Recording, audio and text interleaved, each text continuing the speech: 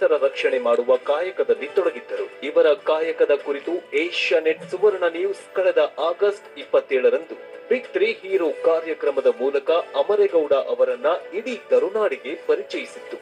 ಅಮರೇಗೌಡರಿಗೆ ಇನ್ನಷ್ಟು ಶಕ್ತಿ ಕೊಡ್ಲಿ ಭಗವಂತ. ಕೇವಲ 10 ವರ್ಷದಲ್ಲಿ ರಾಯಚೂರು ದಟ್ಟ ಕಾರಣದಿಂದ ಕಂಗೊಳಿಸ್ಬಿಡುತ್ತೆ. ದಟ್ಟ ಕಾರಣದಿಂದ ಹೆಂಗೆ ಗ್ರೌಂಡ್ ಅದ ಅಲ್ಲಿ, ಹೆಂಗೆ ಒಂದು ತರ ನನಗೆ ಆ ಜಾಗವನ್ನು ನೋಡಿದಾಗ ಅನ್ಸುತ್ತೆ ಹೆಂಗಪ್ಪ ಇಲ್ಲಿ ಬದುಕ್ತಾರೆ ಅಂತೇಳಿ.